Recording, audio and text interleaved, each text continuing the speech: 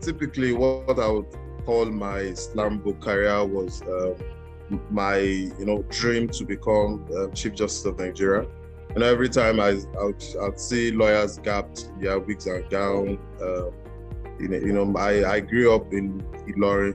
That's a community in Kwara State with quite a number of lawyers. So I see them gapped, and every time I just like them. I'm tricked by them, especially, and then through that, and then having a few lawyers and legal practitioners in my family. My dream and slam book career goal or dream was to be the Chief Justice of Nigeria, essentially, to be the Chief Justice of Nigeria. So during my legal studies, especially during the undergraduate days, we had several events that were extracurricular events. I participated in several events. For instance, I was the Chief Justice of Students. So Unilorin, my university is University of Ilorin. We had about 14,000 students, and there is a student court where disputes between students would come. We also have a student union bar where people will write exam and be called to the student union bar to be practitioners, to be eligible to practice at the student union court. So I presided over the court as the Chief Justice of the court, and we had several funny legal cases. It was more like a moot and mock session, and we would imagine ourselves in court, argue vigorously. Someone you had just probably played ball with on the pitch, and now you're in courtroom, not smiling at yourselves, just wanting to win your client's case. And then student practitioners were actually getting money out of this. And so there will be some dispute in school. Perhaps a student politician that wants to be maybe the president of the student union had an election petition case, would get a student practitioner, paying him, and then they'll come before the court, have series of arguments, and then a serious analysis of the law. And now looking back and seeing the actual reality of the practice, it's a very funny one. Looking back, it's a very funny one, because we had, even before we became lawyers, we had simulated it. We had mock trial, testing the laws in our own little or naive manner, if I can say.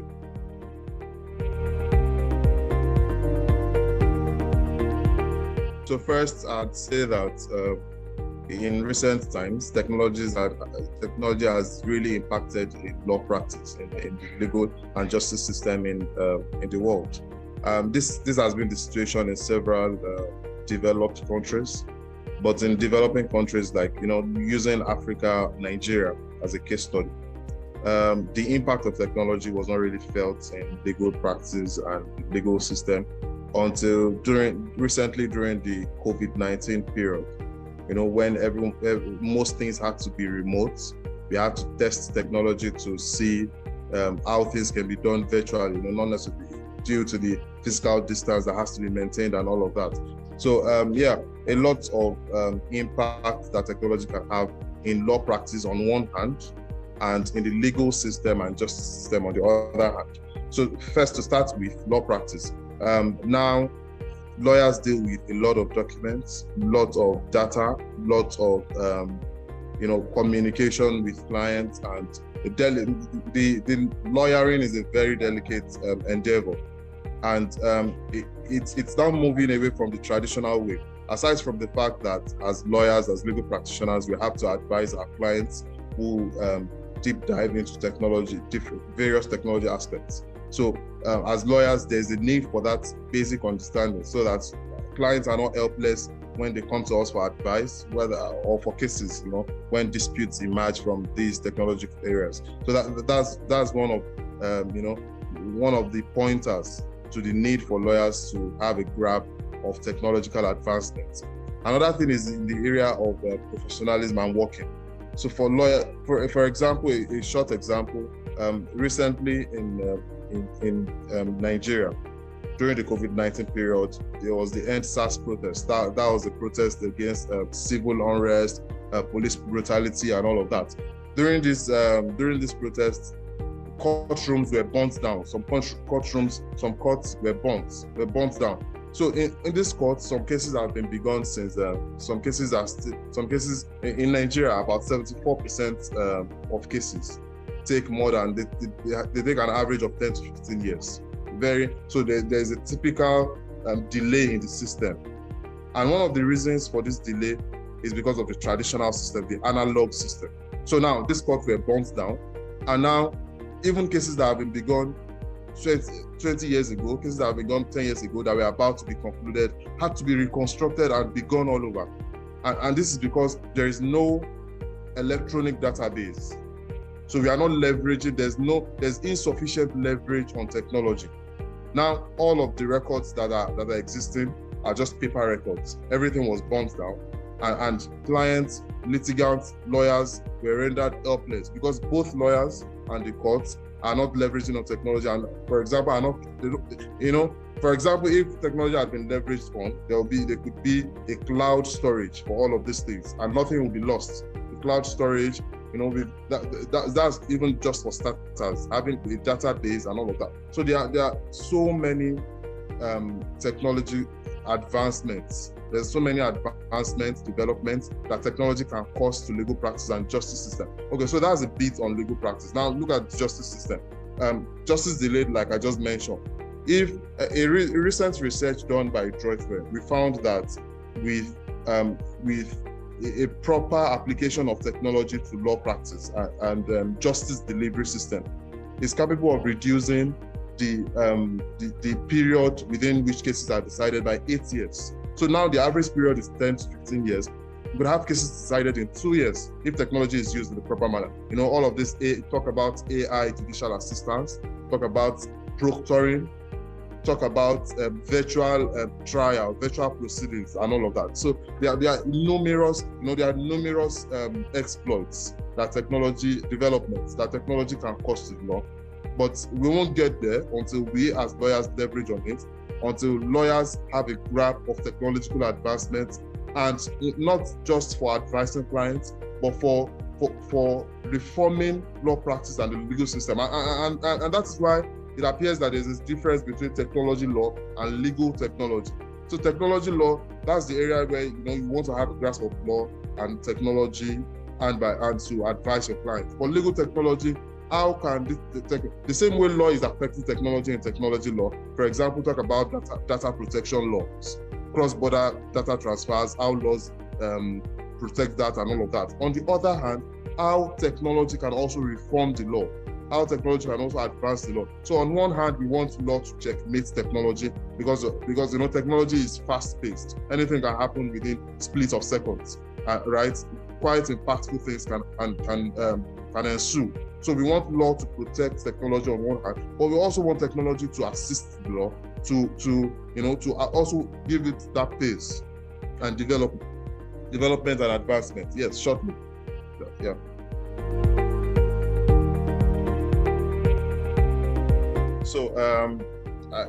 So I'm a co-founder of 2 startups. The first is Droitware. Droitware is a legal technology startup. Essentially, Droitware provides solutions. So in Droitware, we have about 5 products. There is the adjudicate, there is legislate, there is access, there is regulate, and then there is advocate. These are the products that we have with Droitware. So I'll take each of these products, and I'll just say briefly the problems, the solution, and how we intend to solve these problems. So for example, for adjudicate, the basic problem that adjudicate wants to solve is justice delay. That's for adjudicate, justice delay. I just talked about the decadence in the justice system in Nigeria. So adjudicate is focused on identifying the problems, and we are already doing that, and creating solutions to solving these problems. For example, now we are developing a software that provides a software that essentially simulates everything that goes on in normal courtroom virtually. So on this software, you can file your cases, electronic service of processes can be done, virtual hearing of cases can be done. There's also in this software an AI assistance for judges and justice can be delivered in the software very fastly. Everything can be done online, and in fact, enforcement of judgment can also be done online. So that's for adjudicate. That's basically the problem and how the solution will work. Then we have legislate. So in Nigeria, 50% of the laws are not effective, so to put. And it happens by research. It happens that it's even as such in some other parts of the world. Some laws are not complied with, some are not known, some have become age one, but are still part of the laws and all of that. So, and also, legislators are essentially politicians, not necessarily people that have experience about lawmaking, not necessarily people that understand really the lawmaking process or that understand the loopholes in our laws, what areas do we need to be improved on, and all of that. So legislate is a software, an electronic software that provides legislative solutions. Every legislator will have an account on legislate, and legislative suggestions will be made. Loopholes in laws will be identified with through an AI system already imbued in the solution, the product. So so essentially that's what legislate is, to provide legislative assistance to the legislative arm. And so, what problem does it solve? It solves the problem of the asymmetry of our laws, our laws being age one, the inconsistencies in our laws, and all of that. For example, some laws are conflicting, and both they are all existent. They are conflicting. This law is saying this other law is saying this, and they are both valid laws. So all of these inconsistencies, loopholes can be solved easily by technology. It's going to be a hard time for legislators that lack absolute expertise, good expertise to sit down and solve these problems. But by the technologies we are providing, by the solutions we are providing with legislate, all of these problems can be solved with technological adaptations and some AI system. And then we have access. Essentially, access is just providing an electronic database to all Nigerian laws and decisions. Nothing like that exists now. Some laws are available online, others are not, but we do not have any comprehensive, and that's also the status quo, the situation in most countries. There is no data in, especially African countries, no electronic database for laws, no database for judicial decisions. We have some startups or platforms already trying to do this. There's Law Pavilion, but it's not comprehensive. It's not comprehensive. It doesn't cover all our legislations. It doesn't. For example, the state legislation, no single database for different states legislations, no database for decisions of some superior courts. So you just hear about precedents. You cannot access them. You just hear about laws. You cannot access them. So by access, we are providing access. We are providing easy access to all our laws, providing a database to all our laws, online. It's providing software. So that's essentially what access does. And to talk on one last product, regulate. That's the last product. All of these products are written, adjudicate, the normal spelling of adjudicate, but instead of ATE, we have the figure 8. The same thing with legislate, the same thing with regulate. So for regulate, a major problem in the Nigerian regulatory or legal system is the fact that there are different sectorial regulators. So for example, virtual currency, cryptocurrency. The Central Bank of Nigeria is saying that banks must not deal in cryptocurrency, and they have a lot of regulations prohibiting banks from dealing in cryptocurrency. The SEC, the Securities and Exchange Commission, is saying that, virtual assets can be dealt with. Cryptocurrency is not prohibited. If you are a virtual asset provider, come and register with us. So now, regulator A is saying this, regulator B is saying this. There is a kind of divergence. It is as if these two regulators are in different jurisdictions entirely. This happens every time. It happens every time where sectors regulator conflicts with themselves.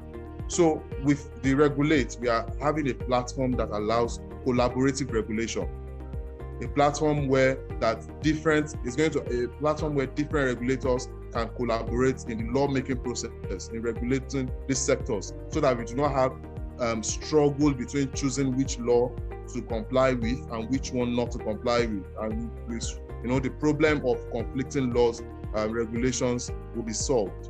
So briefly on Droidware, these are some of our products. There are others, but briefly on Droidware, in the legal technology, even though a lot of startups are coming up with technology to assist the legal system, law practice, and all of that, you see that a majority of them are dealing mostly with law practice, assisting lawyers with their practice. But Droidware is a bit, of course, Droidware will assist lawyers in their practice, but it's a bit different from that. It's more focused on the justice system, on the legislative system, the regulatory ecosystem, and we see that to be a very crucial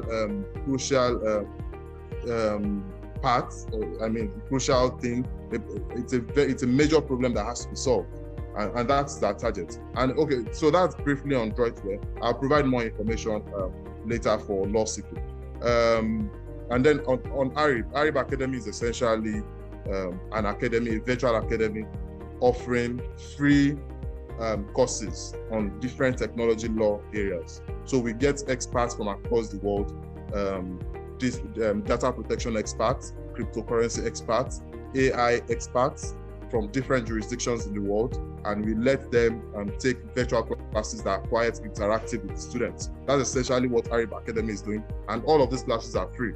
And what problem does this solve? It solves the problem of lawyers not having, we just talked about the asymmetry in the familiarity with, in lawyers' appreciation of technology, the knowledge of technology law, legal technology, or technology in the legal space generally is a bit reduced, and we have to be fast-paced about it. People have to learn about technology, especially lawyers and law students. So essentially, this is what ARIB Academy is doing, and it's doing more so. We are even now focused more on African students, and this is the reason.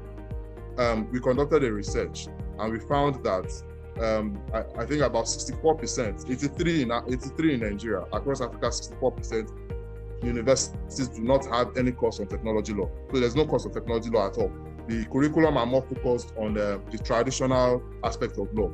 So we see that, and it's essential for students, students that are going to become practitioners, they are going to become players in legal practice and legal system, have to have a real-time understanding of the different areas of technology law. And this is what ARIB Academy is doing. The last session we had is themed Technology Law 101. We had about 250 students take the class, and we had experts from Stanford, we had experts from DPAS on data protection, from Oxford University on cryptocurrency, and a number of them.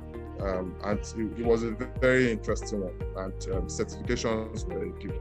Yeah, essentially that's the two about this. So briefly about what startups founders need to do, the pointers to success in startups. I think the first essential thing is to check, what problem do you want to solve? Is there really a problem to be solved? Are there other startups already solving this problem? Is the market saturated? Do you have a space? Do you still have a space? So the first thing, I think identification is very important. I think two things are important, and I mentioned it while talking about values, consistency and identification. So for startups, it's also the key value, very important. So first, identify the problem. Is there a problem to solve in the first place? And then identify how you intend to solve that problem. Identify your space in the market. Identify how you intend to, of course, generate revenue. How you intend to advance your products. So these are just key tips on founding and making a startup successful. So my last advice is, first for lawyers.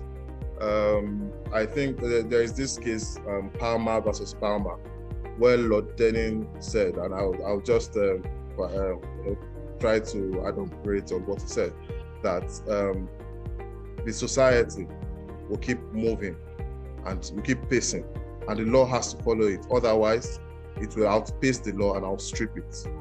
Yeah, and if that happens, like Thomas Hobbes said, the society will become short, brutish, and nasty once again.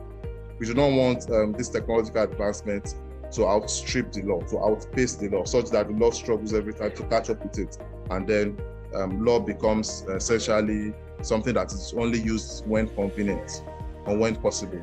So we do not want this, and that means that it's very essential for us as lawyers to embrace advancements, to see through technological changes, and see how law can also pace very fast. And on the last note, for both lawyers and viewers that are not necessarily lawyers, law students, I think two values are very important and key, and that is identification and consistency. Thank you very much.